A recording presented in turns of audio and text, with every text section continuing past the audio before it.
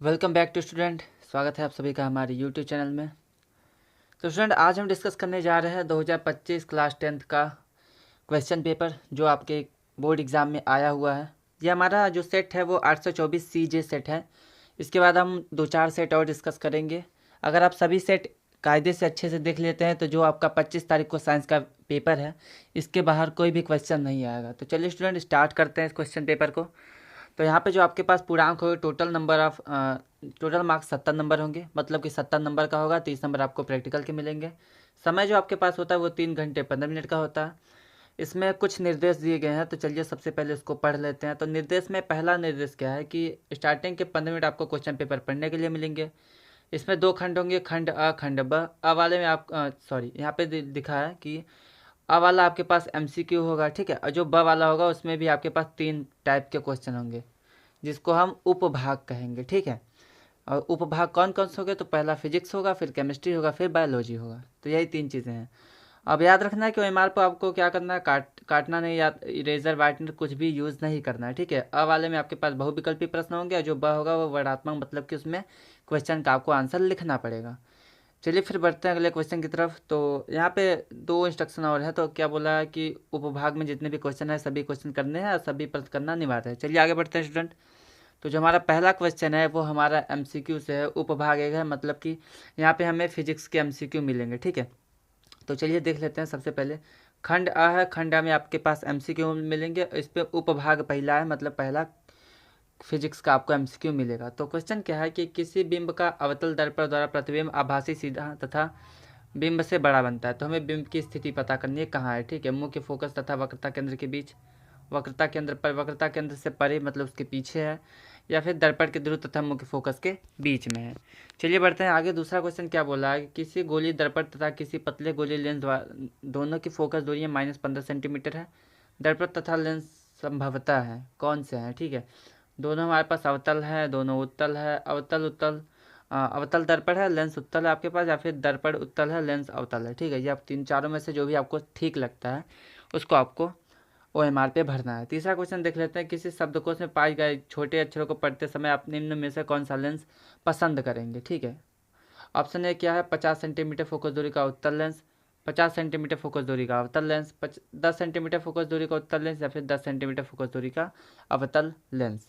चलिए बढ़ते हैं चौथे क्वेश्चन की तरफ। तो चौथा क्वेश्चन हमारे पास क्या आ गया, मानव नेत्र की जिस भाग पर वस्तु का प्रतिबिंब बनता है उसे क्या कहते हैं? कार्निया पे बनता है, परितारिका पे बनता है, पुतली पे बनता है, या फिर दृष्टि पटल पे बनता है। चलिए आगे बढ़ते हैं अगले क्वेश्चन की तरफ। तो अगला क्वेश्चन जो पांचवा क्वेश्चन है उसमें क्या बोला गया है हमारे पास, बोला कि दो चालक तार जिसके प्रतिरोध, लंबाई तथा व्यास समान है, ठीक है। विद्युत परिपथ में पहले श्रेणी क्रम में और फिर पार्श्व क्रम में जोड़े जाते हैं। तो हमें ये बताना है कि श्रेणी क्रम तथा पार्श्व क्रम संयोजन में उष्माओं का जो अनुपात है वो कितना होगा। 1:2 होगा, 2:1 होगा, 1:4, या फिर 4:1। चलिए स्टूडेंट आगे बढ़ते हैं छठे क्वेश्चन की तरफ। छठा क्वेश्चन क्या है कि विद्युत धारा उत्पन्न करने की युक्ति को क्या कहते हैं? जनरेटर होता है, मतलब जनरेटर, या फिर गल्वेनोमीटर, या एमीटर, या फिर मोटर। आगे बढ़ते हैं। सातवां क्वेश्चन जो है बोला किस कौन से, ठीक है, निम्न में से कौन से लंबे विद्युत धारावाही चालक कारण निकट चुंबकीय क्षेत्र का सही वर्णन करता है? ऑप्शन ए आपके पास क्या है, चुंबकीय क्षेत्र रेखाएं तार के लंबवत होती हैं। दूसरा आपके पास बोला है चुंबकीय क्षेत्र की रेखाएं तार के समांतर होती हैं। तीसरा आपके पास है चुंबकीय क्षेत्र रेखाएं त्रिज्यीय होती हैं। चौथा आपके पास है कि चुंबकीय क्षेत्र रेखा संकेंद्रित क्षेत्र रेखाओं का केंद्र तार होता है, ठीक है।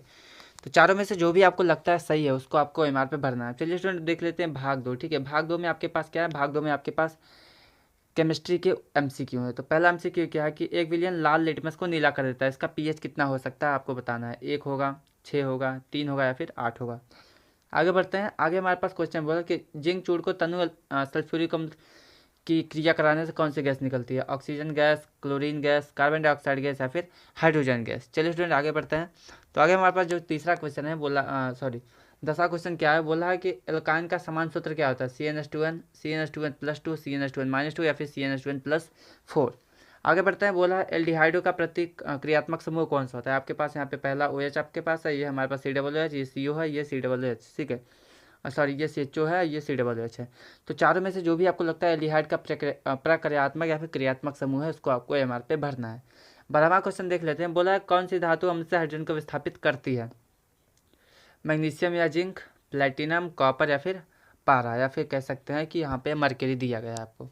13वां क्वेश्चन क्या है, बोला कि किस यौगिक में कीटोन समूह उपस्थित है। आपके पास ये पहला यौगिक है, ये दूसरा है, ये तीसरा है, ये चौथा है, ठीक है। तो इसमें से कौन सा है, ठीक है। पहला हमारे पास क्या देता है, तो पहला हमारे पास है यहाँ पे CHO एसिटाल्डिहाइड है, ठीक है, एल्डिहाइड है हमारे पास पहला, ठीक। दूसरे में हमारे पास CHO दिख रहा है, तीसरा हमारे पास COOH दिख रहा है, लास्ट वाले में कीटोन दिख रहा है। तो आपके पास जो चौथा है यही आपका आंसर हो जाएगा। चलिए आगे बढ़ते हैं। हमारे पास भाग 3 दिया है, इसमें हम बायोलॉजी के MCQ देखेंगे। तो पहला क्वेश्चन क्या है कि निम्न में से कौन सा उत्सर्जन तंत्र से संबंधित है, अमाशय, प्लीहा, हृदय या फिर वृक्क।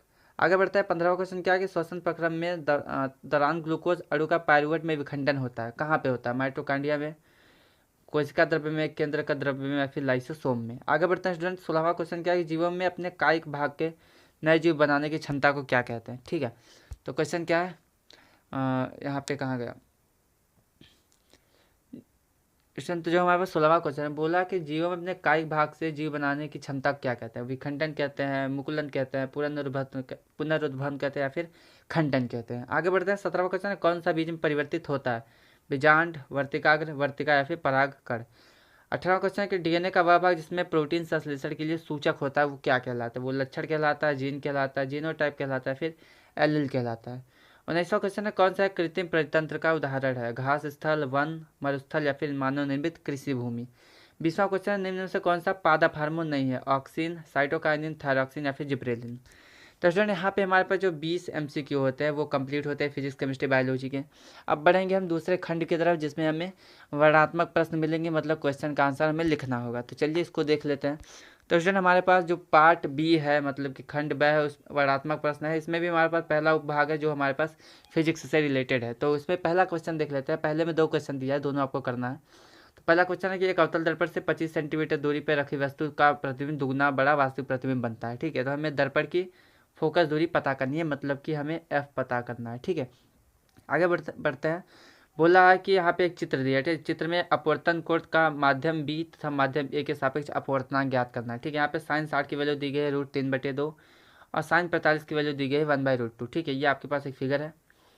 बोला गया है कि यहाँ पे माध्यम A से B में कोई हमारे पास जा रही है प्रकाश किरण। तो हमें क्या करना है, हमें B का हमें A के सापेक्ष अपवर्तनांक पता करना है। आपको थीटा दिया है, मतलब कि वही sin I/sin R आपको लगा के अपवर्तनांक निकालना है। चलिए स्टूडेंट आगे बढ़ते हैं। तो आगे हमारे पास जो क्वेश्चन है, बोला गया है कि एक दूसरा क्वेश्चन जो बोला है, निकट दृष्टि दोष वाला व्यक्ति 20 सेंटीमीटर दूर स्थित वस्तु को स्पष्टता पढ़ सकता है, ठीक है। यदि पुस्तक को 25 सेंटीमीटर दूर रखने के लिए कैसा और कितने फोकस दूरी का लेंस हमें प्रयुक्त करना पड़ेगा। मतलब कि हमें बोला है 20 सेंटीमीटर पे पुस्तक को पढ़ सकता है, लेकिन अगर 25 सेंटीमीटर पे पढ़ना है तो कौन सा लेंस और कितनी फोकस दूरी का लेंस यूज़ करेंगे वो आपको बताना है। आगे बढ़ते हैं। बोला है +2 डायोप्टर क्षमता वाले लेंस की फोकस दूरी पता करनी है, तो वही P = 1/f होता है, उसको आपको यूज़ करना है।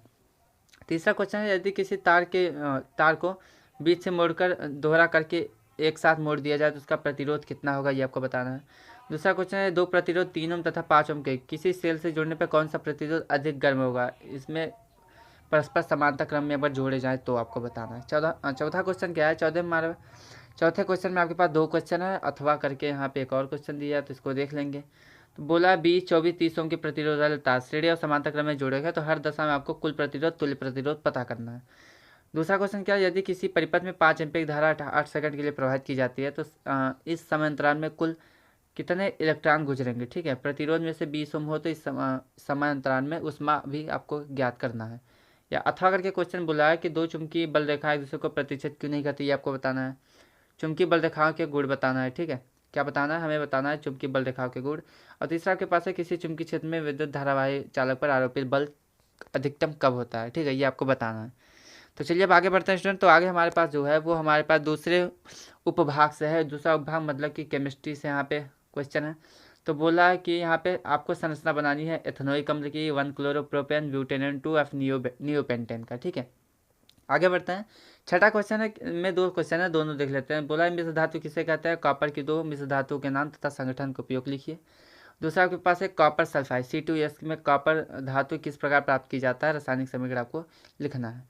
7वें में आपको टिप्पणी करनी है उदासीनीकरण अपक्रिया, प्लास्टर ऑफ पेरिस और pH मान का, ठीक है। या अथवा करके बोला है कि निम्न से जल के साथ अपक्रिया आपको बतानी है, एल्युमिनियम का, कैल्शियम का, आयरन का, ठीक है स्टूडेंट। चलिए अब देख लेते हैं आगे क्वेश्चन, देख लेते हैं आगे हमारे पास क्या दिया गया है। तो आगे हमारे पास बायोलॉजी से क्वेश्चन है, तो उसको देख लेते हैं। बायोलॉजी में हमारे पास जो तीसरा भाग है उसमें बायोलॉजी से रिलेटेड क्वेश्चन पूछा है। बोला है कि कायिक प्रवर्धन क्या होता है, कायिक प्रवर्धन के लाभों को संक्षेप में लिखिए। नवा क्वेश्चन क्या है कि निम्न से संक्षिप्त टिप्पणी कीजिए, अंतर्ग्रथन, सिनेप्स के बारे में और ऑक्सीजन के बारे में। ठीक है। 10वां क्वेश्चन क्या है, परितंत्र किसे कहता है, व्हाट इज इकोसिस्टम, आपको डिफाइन करना है। उसके बाद बोला तालाब परितंत्र के विभिन्न घटकों को संक्षेप में वर्णन कीजिए। आगे बढ़ते हैं, 2 क्वेश्चन और हैं। बोला स्वपोषी एवं विषमपोषी पोषण के उदाहरण सहित विभेद कीजिए, अथवा करके मानव के आहार नाल के विभिन्न भागों के सचित्र वर्णन करना है और कार्यों को भी लिखना है। तो स्टूडेंट यहाँ पे जो आपका क्वेश्चन पेपर होता है वो कंप्लीट होता है। तो अगर आपको ये वीडियो पसंद आया तो चैनल को सब्सक्राइब कर ले, वीडियो को लाइक कर दे, शेयर कर दे दोस्तों के पास, उनको भी फ़ायदा पहुँचाया। बेल आइकन को प्रेस करना जरूर ना भूलें, क्योंकि बेल आइकन को प्रेस कर देंगे तो जो इतने भी नोटिफिकेशन है सबसे पहले आपके पास पहुँचेगी और जल्द से जल्द आप वीडियो को देख के अपनी तैयारी को और मजबूत कर सकते हैं। तो स्टूडेंट ये हमारे पास पहला सेट था, ठीक है। अब हम इसके बाद दूसरा सेट आपके लिए प्रोवाइड करेंगे। तो फिर चलिए मिलते हैं अगले वीडियो के साथ, अगले क्वेश्चन पेपर के साथ। तब तक के लिए धन्यवाद।